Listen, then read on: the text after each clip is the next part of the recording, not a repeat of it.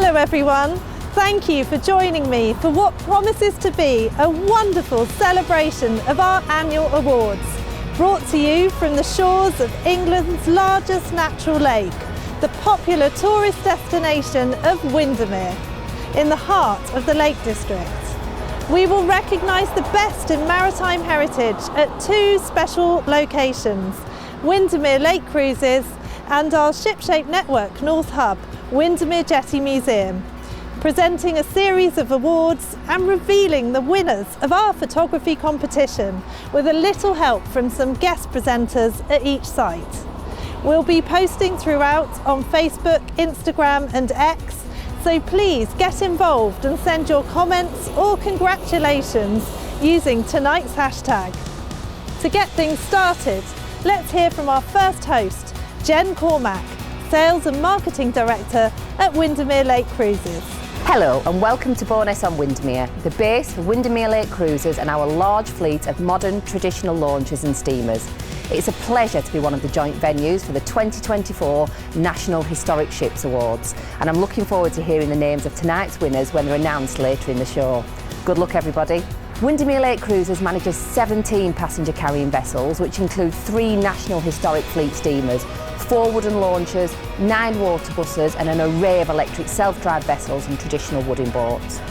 We provide over 100 scheduled daily sailings on the lake in the height of summer, which range from cruises from 45 minutes to 3 hours, including our fantastic Freedom of the Lake ticket. We encourage sustainable tourism here in the Lake District, and we've been ranked as the 4th most visitor paid for attraction by Visit England. We carried out over 1.63 million journeys in 2019, and we would love to welcome you on board one of our vessels on your next visit here in the Lake District.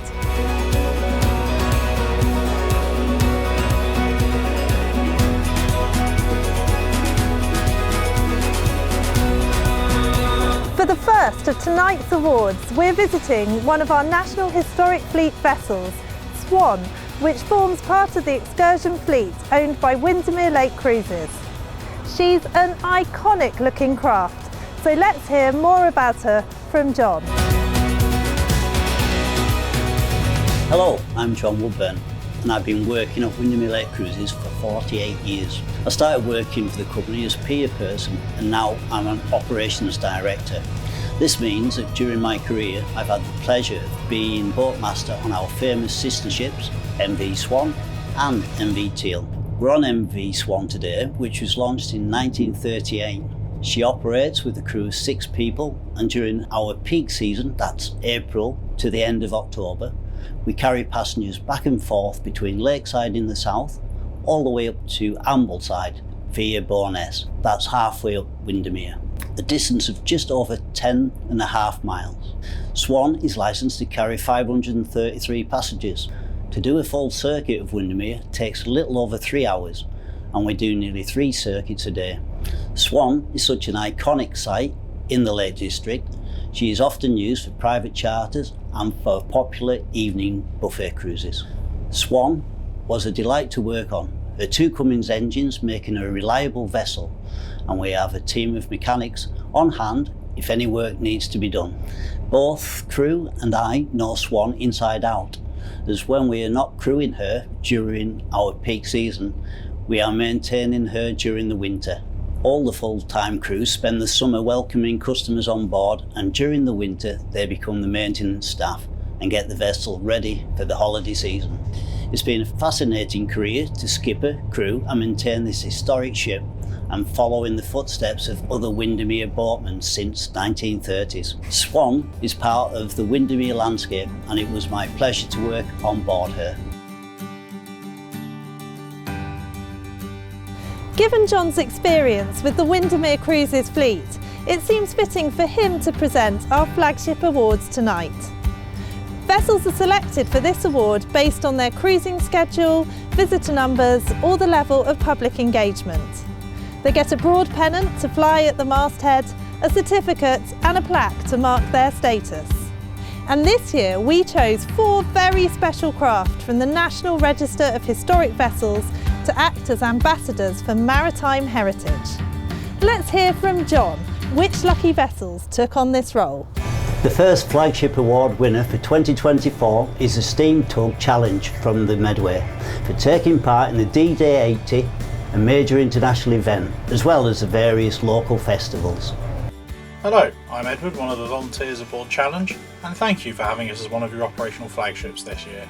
Challenge was built by Alexander Hall and Sons of Aberdeen for the Elliott Steam Tug Company on the Thames. She was launched in January of 1931 and was the most powerful steam tug on the Thames at the time. Her duties in the 30s involved towing ships in and out of the Thames, recovering ships, transporting crews from ships waiting for the tide to turn, and spending a large amount of time collecting barges of brick from Holland. During the Second World War, Challenge took part in the Dunkirk evacuation, making at least 2 trips and being in charge of the return of the little ships by the tugs. She would then take part in sinking several of the Maunsell forts, both Navy and Army variants, and in July 1944 she took a near miss from a doodlebug in the Royal Docks and was then sent for repair. Post-war, she returned to her regular duties of towing vessels in and out of the Thames. She underwent several transformations to parts of her superstructure during this time, and in 1964 she was converted from coal to oil burning. In 1973 she was the last steam tug working on the Thames, and after having towed several of her own sisters to scrap, she was moored up to await her own scrapping. Fortunately, in 1974 Taylor Woodrow bought her a week before she was due to be cut up, and moved her to St Catherine's Dock.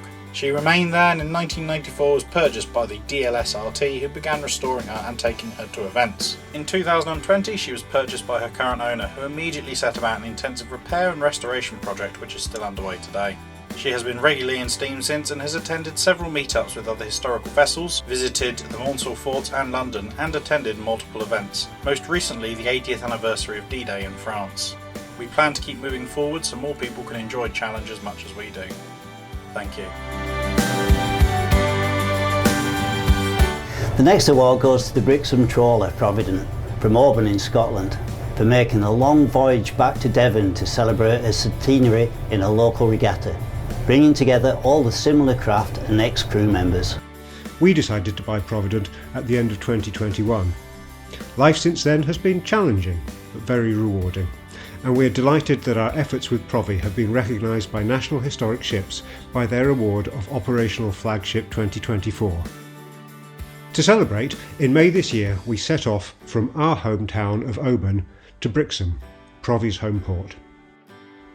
At Brixham, Provi attracted crowds of well-wishers, and we heard story after story of people's connections with her and welcomed on board many ex-Provi sailors. Some of the highlights for us were participating in the Brixham Heritage Regatta with Pilgrim. Although they beat us, we felt that we gave them a good show. We met Jane Shadwick of the Morgan Giles Archive. Her grandfather, the famous boat designer Morgan Giles, converted Provident to a yacht in 1933. Our regatta crew included a couple of Provi old-timers, Sandra and Robert, who met on Provi and are now married. Izzy, who cooked on Provi in her 20s. Simon, our artist in residence, who has painted 2 astonishing centenary pictures. We met Kate, the granddaughter of John Sanders, who built Provident. We visited the place where Provident was built. And the all-hands-on-deck sea shanty crew sung us a new song about Provident. Owning Provi feels like being part of a large and long-lived community. We have so many people to thank. Everyone who has come sailing with us, our friends old and new, for their help, time and support. And the members of the Keep Provident Sailing Club. This is a way for Provi fans to help us build up a fund to look after Provident in a more long-term way. The income raised from holidays allows us to do a lot, but there is always more that we could and should do to keep her sailing well into the next century. By signing up to be a friend of Provi, people can make a small contribution to this work. So, along with National Historic Ships, you can help us to keep Provident sailing by coming on a voyage, joining the Keep Provident Sailing Club and spreading the word to keep this precious boat afloat and giving people safe and wonderful adventures for many years to come. The third Flagship Award is given to the sprit sail barge Lady Daphne, based in Charlestown Harbour, in recognition of an extensive programme of events throughout the season, involving everything from open days and quiz nights to the launch of her very own ale and spirit range. Lady Daphne was built by Short Brothers Rochester for Thomas Watson Shipping Limited and named after the owner's eldest daughter at her launch in 1923. She operated as a coasting barge carrying cargo for half a century between the east and south coast ports of the UK. A typical journey for her would be to transport building materials, brick, timber and cement to Cornwall and collect china clay from Foy, Parr and Charlestown, returning with this cargo to the paper mills at Aylesford in Kent. She has had several lucky escapes in her life, including being shipwrecked on the Isles of Scilly in 1927. Since 1975, Lady Daphne has been operating as a charter and promotional barge. We became her custodians in 2016 and spent our time with her doing restoration, chartering and static events. In April 2022, we undertook the journey southwest to her new home in Charleston Harbour, where we celebrated her 100th birthday. A highlight of 2023 was obtaining the Marsh Volunteer of the Year Group Award by National Historic Ships, in recognition of our diverse and talented group of volunteers who've helped us develop an extensive and varied events programme on board. This spurred us on to develop also a unique range of own brand ale and spirits to sell, raising more funds towards her continual and ongoing upkeep and maintenance. The idea came from our network of volunteers who are keen to ensure Lady Daphne's onward journey. The ultimate honour in our custodianship is to be awarded the National Historic Ships Static Flagship status for 2024. Owning an historic wooden sailing vessel in the current climate is challenging on many levels, emotionally, physically and financially. Flying the flag for maritime heritage via the award is a great privilege and adds strength to our voice to ensure the continued survival of not only Lady Daphne, but all important vessels of the maritime past of the UK. We wish to thank the National Historic Ships UK organisation for the award and for all their help and support over the past few years. The final flagship award for 2024 goes to the vessel whose schedule included visiting 70 different ports this year, including some she had never stopped at before. For her extremely high level of public engagement, the accolade of National Flagship is awarded to the Waverley, the last operational seagoing paddle steamer in the world. So I'm Paul Semple, General Manager for Waverley Excursions, which operates paddle steamer Waverley, the world's last seagoing paddle steamer. So National Historic Ships UK has given Waverley the status of National Flagship of the Year 2024. And that's in recognition of what was achieved with Waverley last year. She had an exceptional season. Passenger numbers were up by 55% on the previous year, and the ship visited more than 60 locations around the UK. We also expanded the sailing programme. She had several first ever visits last year, but also last year we completed an economic impact assessment, and that showed that Waverley's value to the economy last year was 11.6 million.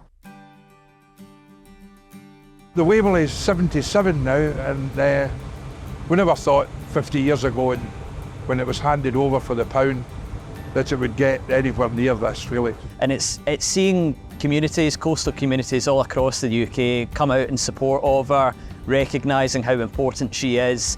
It seems obvious that she is the flagship of National Historic Ships, so it's very rewarding to see that.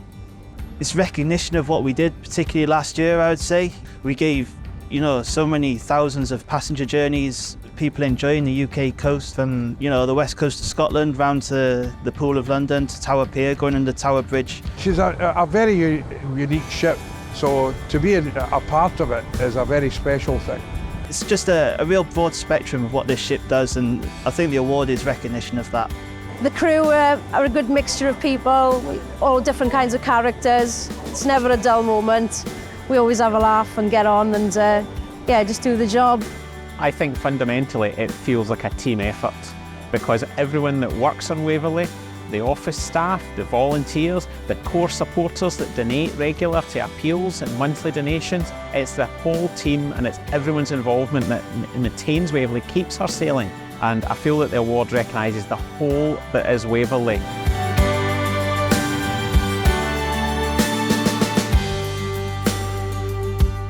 Some truly worthy winners presented there by John.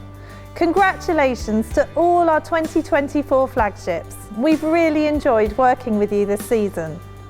But now I've made it over to the Windermere Lake Cruises workshops, where all the hard work is done to maintain their fleet and keep the vessels in such good condition. These workshops are an inspiring place with an abundance of talent, which leads us nicely on to the next of our awards. And this is something a bit different, as for the first time we partnered with the Royal Society of Marine Artists and the Wapping Group to hold a painting competition. The first prize of £1,000 is for a painting which celebrates a vessel on the National Register, with artists encouraged to visit a site and directly engage with the vessel and absorb its significance.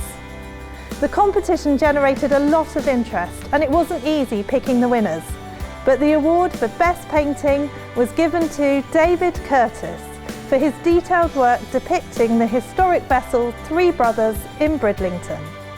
Hello, I'm David Curtis and I'm the recipient of the first prize in the Afloat and Ashore painting competition initiated by the RSMA. The vessel I chose fortunately was on the Historic Ships Register, and it's in a harbour that I paint quite regularly, and it's the Three Brothers that lies in an inlet in Bridlington Harbour.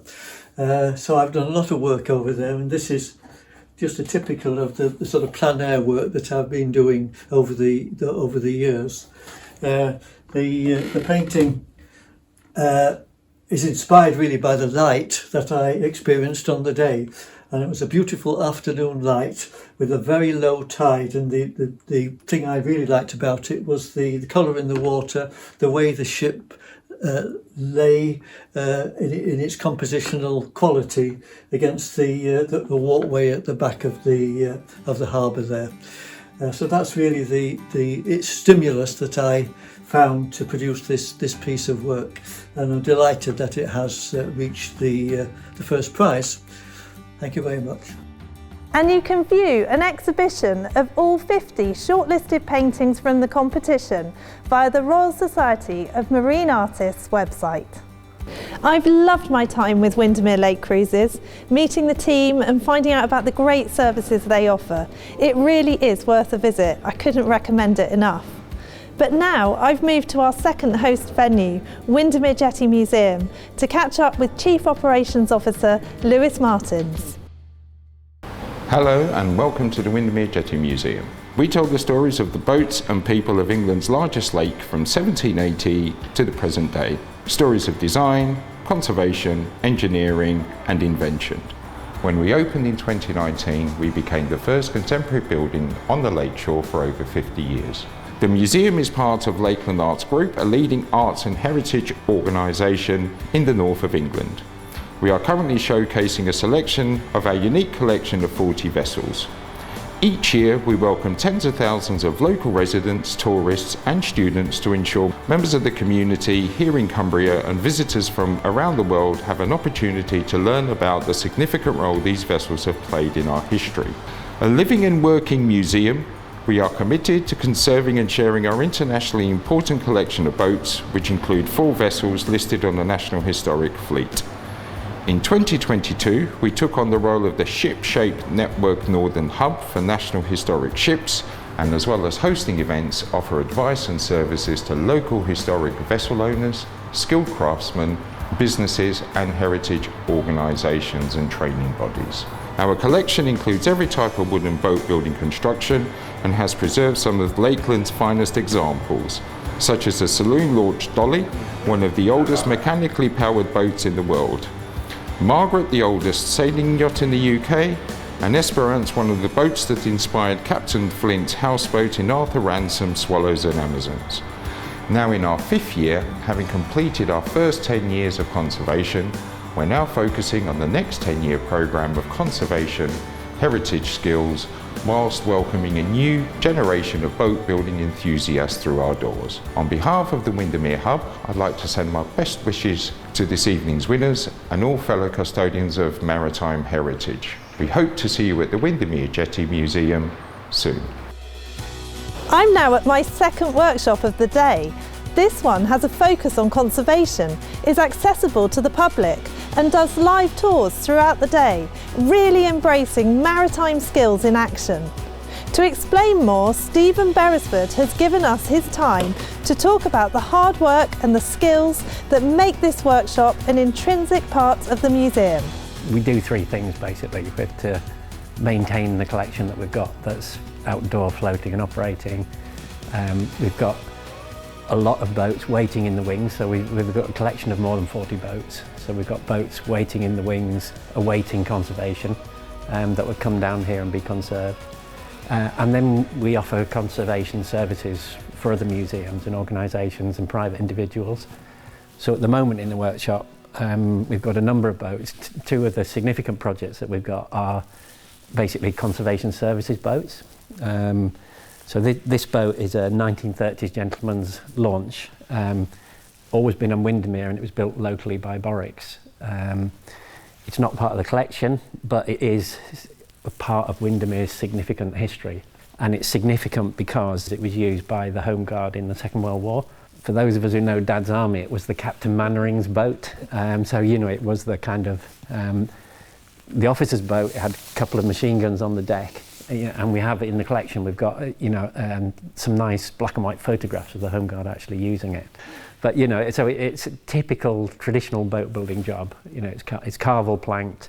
It's numbered just on the kind of close to the turn of the bilge there. There was, you know, a spot that was quite rotten. And of course, with replanking, we can't just replace a small spot. We've got to go back to all the butt joints. So, you know, it gets a bit more extensive. And then, you know, obviously as you do the work, you find more. so now we've got 4 or 5 planks that we're replacing there. So we're at the stage where we've just got the last kind of shutter plank to do to kind of fill in that gap. Some of the standout things are, for example, all the boats are related to Windermere or the surrounding area of the Lake District, and that's because of the industries that were here and that were making boats over the last kind of 200-300 years. But also one of the other standout things is we've just got such a fine collection of small marine steam engines from Victorian and Edwardian period. You know, and this being a really nice example of a Citizens of Gloucester triple expansion steam engine. So this is part of the collection. We've been running it with compressed air just to really as part of our conservation conversation. So every day we talk about the conservation work that we're doing, you know, and we all take a turn, the whole team takes a turn, you know, and we maybe talk about a job that they're working on or a little bit about the collection or whatever. And we try and make it a conversation as well. So, you know, rather than being scripted, we allow people to ask questions as we go along. And this is a great kind of conversation starter. So, you know, it's just a nice piece, and it kind of represents the kind of the end of the steam age. So it was quite advanced for its time. Expand it once, then use the exhaust steam to expand again, and then again triple expansion. So just a really, really nice piece. And a number of our boats in the collection have these Citizens of Gloucester engines. So Osprey, our steam launch that we use for heritage boat trip boats, has got a compound, so a double expansion steam engine in it. Again, a Citizens engine. Branksome, the Victorian steam launch in the main gallery, that has a compound Citizens of Gloucester engine as well. So it's kind of, for me, I love the job because it's a really nice mix of, you know, traditional boat building, clinker and carvel stuff, but also heritage engineering stuff, you know, like this. So this is a piece of work that we're doing for Glencoe Folk Museum. It's a preservation conservation. So it's very light touch. We're trying to keep as much original fabric in place as possible. So there's a lot of conservation cleaning work. There's quite a lot of kind of unpicking modern contemporary repairs that maybe aren't significant to reveal the significant underneath. And this is such an interesting boat because the shape is so perfect for its purpose. And its purpose was a funeral boat. It's a coffin boat. It's of high significance for the West Highlanders of Glencoe. And the reason for that is that there's a cemetery on the little island in Loch Leven, and these boats were used for a person's last voyage to the cemetery from the mainland onto this little island in Loch Leven. You know, and of course you can track that history through the cemetery. So, you know, all of that kind of off-ship significance is really important. So it's a pleasure and a privilege to be doing this work for Glencoe Folk Museum, and to do a preservation conservation but with a little bit of reconstruction as well. So it's a bit of a mix of the two conservation routes. We do some quite advanced engineering as well, so we've got the digital piece as well, so we've got CAD and 3D printing and that kind of stuff, and scanning as well, so photogrammetry, laser scanning, that kind of thing is very much part of a modern engineering approach that we use to maybe produce, say, foundry patterns and things like that. We'll get a part cast and then it will come here and be machined in this workshop. And the beauty of the contemporary engineering piece is that when that cast iron's poured, it will shrink, so it'll be too small.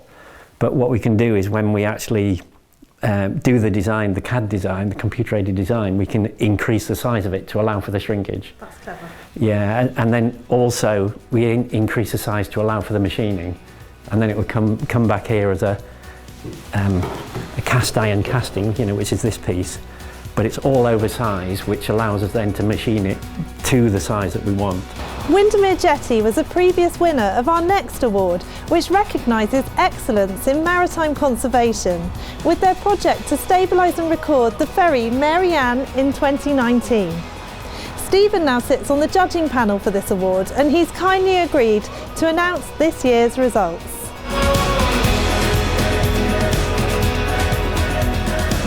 This award is given to a project which closely follows the National Historic Ships conservation principles as set down by the previous director, Martin Heighton.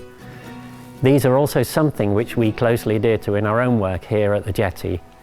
It's a prestigious award with a cash prize courtesy of marine consulting engineers Beckett Rankin and an impressive hand-carved trophy to display throughout the year.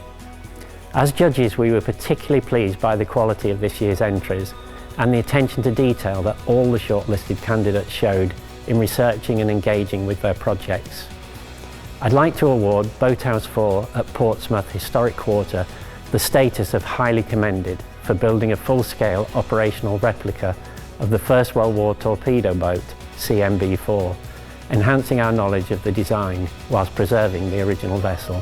Hello and thank you. We're delighted to receive this award for the contribution for the volunteers for building the CMB, and work entirely done by our volunteer workforce. Far too many of them to bring together for this purpose. Some of them are no longer with us, some of them have moved on, and it would be impossible to name them all, but they all contributed massively to this incredible vessel. We're so lucky to have such a strong and proactive volunteer workforce here in Boathouse 4 at Portsmouth Historic Quarter.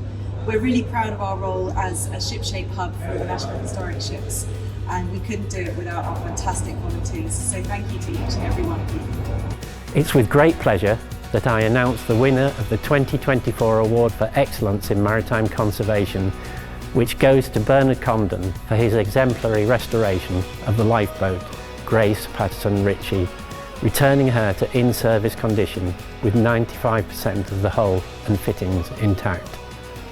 Welcome to Grace Patterson Ritchie and her delight on receiving the Martin Hayden Award for Excellence in Maritime Conservation 2024.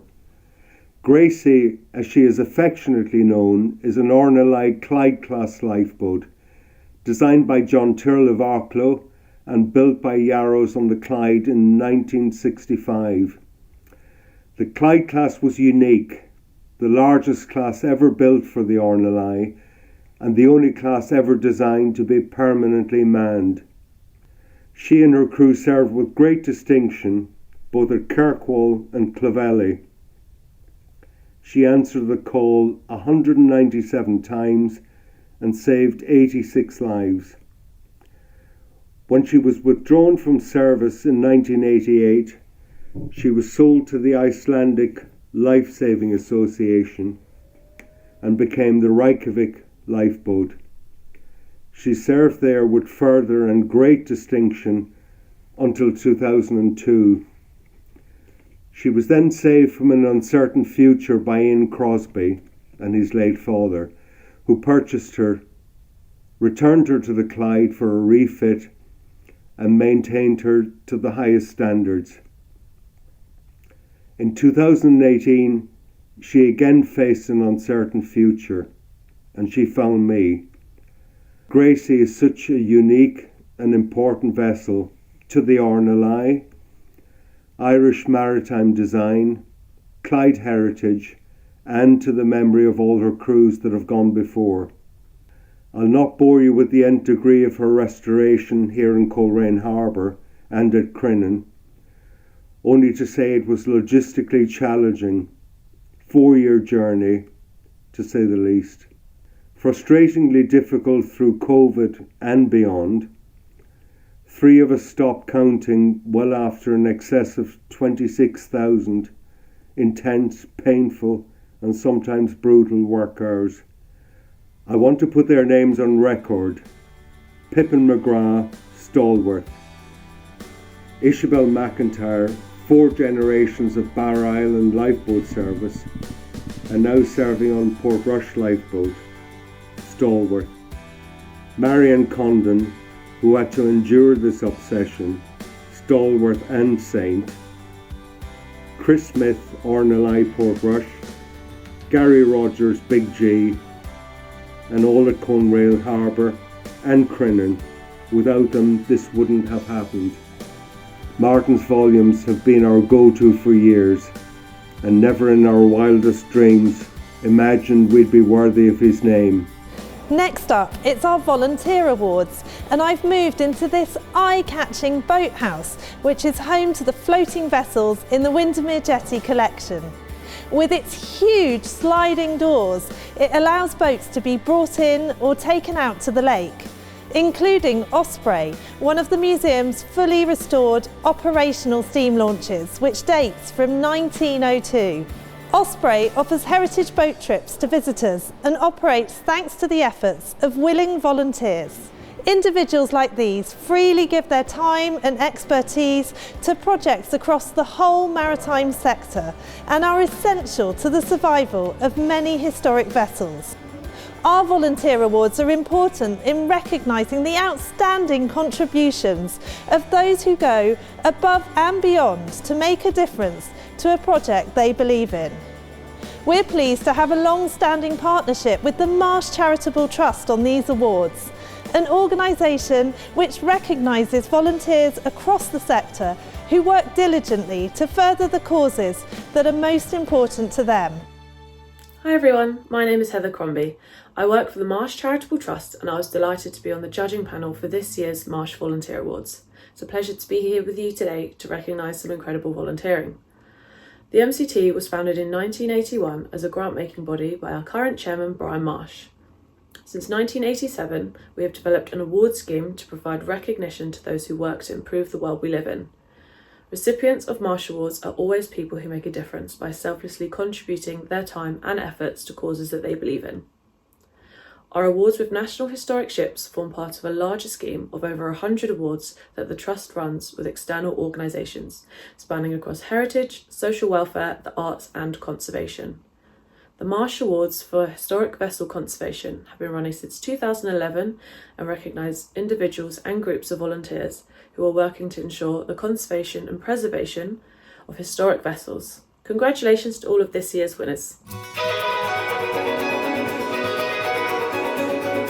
There were many strong contenders for this year's group award, but one application really stood out for the judges, showcasing the range of tasks undertaken by a volunteer team in a remote community, with members ranging from 18 to 89 years in age. The 2024 Group Award is presented to the Wick Society boat team. Hello and welcome from Wick at the old lifeboat shed in the far north of Scotland, home of the Isabella Fortuna. It is here where our team of 20 plus volunteers meet regularly to repair and maintain our 134-year-old fishing boat under the watchful eye of our skipper Malcolm Bremner, whose commitment, skills and leadership has ensured the vessel has been renovated and maintained to the high standards we are all so proud of today. Past and present skilled volunteers aged from 18 to 92 have been part of a project that started in 1997 to bring this boat back from the brink and preserve her fishing legacy for all to enjoy. This was made possible by the old lifeboat shed, bought for £1 but priceless to our project. Repair started in 1997, but always a plank or two to replace. Hull and deck ready to face the raging seas, not without a fully operational engine, and our engineers with 140 years between them ensure she runs sweet. However, there is always lots of hard work to do, all done with good humour and camaraderie, with fun days such as the Harbour Day with crew dressed as pirates, and accolades such as the National Historic Ship Award, Flagship of the Year 2019, and the Best Boat of Portsoy 2024 Traditional Boat Festival makes it all worthwhile. And every year we look forward to launch day. Nice day at sea, hard work rewarded. Season ends and back to the shed. Low gear engaged and up she goes. Winter maintenance begins all over again. The Isabella Fortuna is a legacy from our past and such an important part of our maritime history, which allows present and future generations to witness and experience our heritage. Success is a consequence of teamwork and personal effort, and we would like to thank Marsh Charitable Trust for this award. Thanks also to the National Historic Ships and local community for their ongoing support, and to the judges for choosing our group of volunteers to receive this prestigious award tonight. Thank you so much from WIC. The individual Marsh Volunteer Award goes to someone who has been instrumental in conserving the historic lifeboat Charterhouse, whilst also undertaking the role of Chair of Trustees and directing the work of other volunteers. The 2024 Individual Award is therefore presented to Christopher Barlow, a volunteer who has made a huge contribution to the West Wales Maritime Heritage Society. Hello, I'm Chris Barlow. I've been in charge of a team restoring the Charterhouse lifeboat, which is 110 years old. It's here at the West Wales Maritime Museum, and I've been leading the team. I'm extremely grateful to the Marsh Charitable Trust and the Historic Ships Register for this award. I feel that it really has to be shared between the team that has worked on this with me. We can have a look inside, see a bit more. I spent my working life as a professional craftsman making musical instruments, but this is a little bit different, and we are recreating the lifeboat as it used to be when it was first built. It was later turned into a private yacht, but we're putting it back. Its significance is that it was really one of the first three that were built deliberately and designed to have a motor, so it's a very historically significant boat. At the moment I've been rebuilding the frame that supports the deck, ready to sort of put some of the deck there. We want to keep it very much as a really good exhibition to show the design work that went into this boat in the first place. And as I said, it has been teamwork as much as anything, which I'd like to thank all the team and thank again the Marsh Charitable Trust for this award. And finally, for this year's Marsh Awards, I'd like to recognise a project within the ShipShape network, whose dedicated volunteer team works to maintain a 31-mile stretch of canal as a safe and clean environment for all. The 2024 ShipShape Network Marsh Award goes to the Pythoneers. In 2018, the Pythoneers completed the restoration of Chesterfield Canal Trust's 85-year-old former British Waterways workboat. A grant from National Historic Ships was the kickstart to securing the funding. The vast array of skills required to both restore the boat and keep our beloved old lady maintained in working condition continues to attract talented volunteers whose steadfast dedication and motivation overcome the challenges that arise. Python operates 2 or 3 days a week between March and November, helping the Canal and River Trust to maintain a 31-mile section of the beautiful Chesterfield Canal. We invite the local community to help us, and this year we have introduced over 100 individuals to the heritage associated with Python and the canal, as together we deal with overgrown vegetation and clean up the rubbish. The ever-changing team enjoy a fantastic camaraderie as they go about tackling whatever issues they come across, gaining a sense of well-being from their time on the water and being close to nature. Whether we are pulling out shopping trolleys or dealing with the fallen branches, there's always time for cake. Pythoneers are absolutely thrilled to have been awarded the Shipshape Marsh Volunteer Award for Historic Vessel Conservation in 2024. This is a fantastic tribute to all our volunteers, both past and present.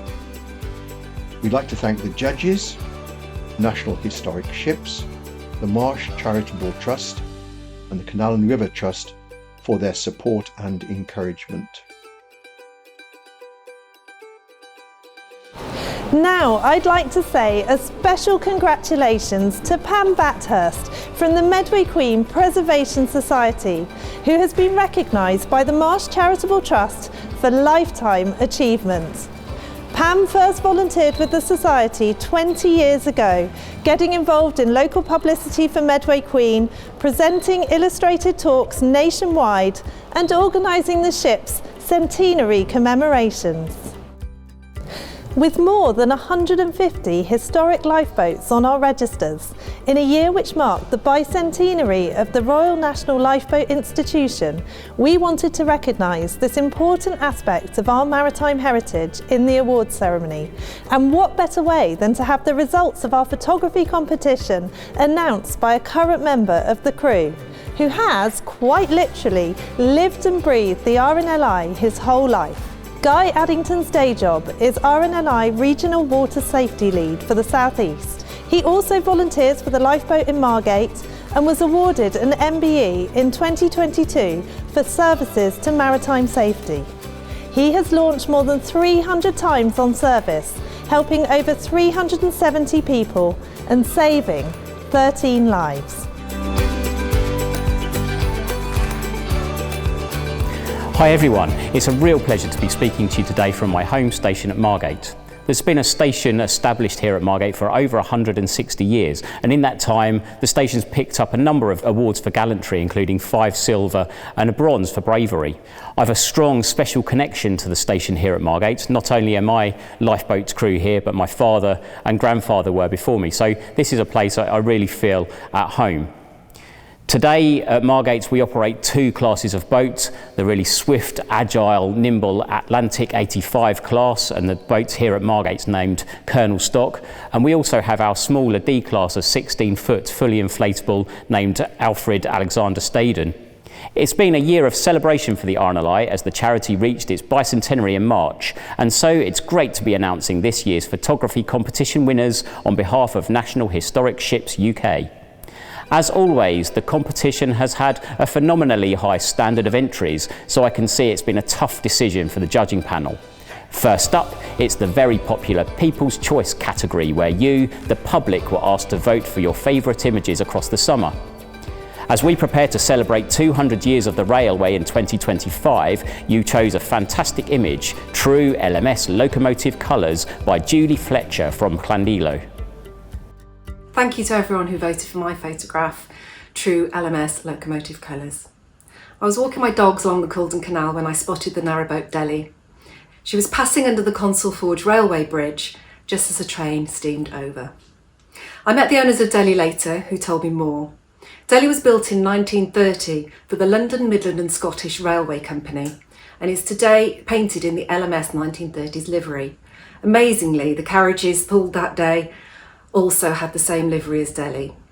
It was a very special moment and a very special day, and I am chuffed to bits to have won the People's Choice Award 2024. Thank you all.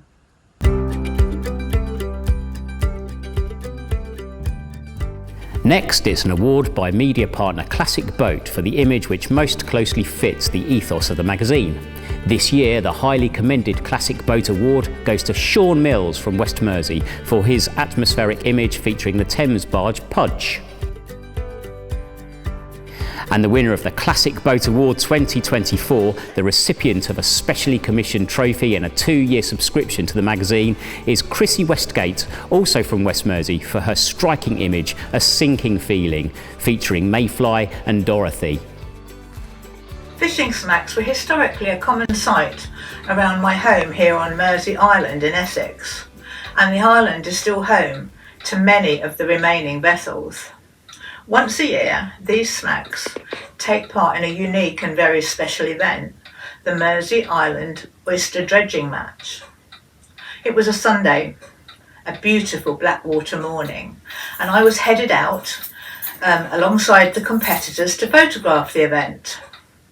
The sea was like silk, creating a sort of eerie silence, which was only disturbed by the sound of the ever-present gulls. I was intrigued to observe and of course capture the historic fishing vessels as they passed the haunting remains of the sunken vessel, that despite its watery fate still had such an enigmatic beauty, and enhanced that morning by the silence of the sea. As a photographer, I'm always aware and continually looking for something that turns the ordinary into the extraordinary, as this image does.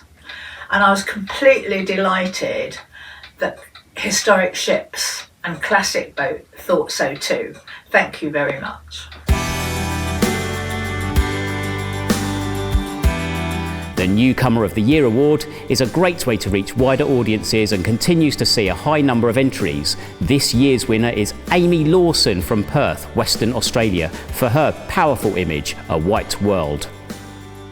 Hello, my name is Amy Lawson, and I would like to extend a huge thank you to National Historic Ships UK for awarding me with the title of Newcomer of the Year, and a big congratulations to all the other winners. I was able to capture this image in the far-off lands of Svalbard, where the tall ship I was currently on was always in bright contrast with its natural white, blue or black environment. I feel very honoured to have received this award, and I'd just like to extend a big thank you again.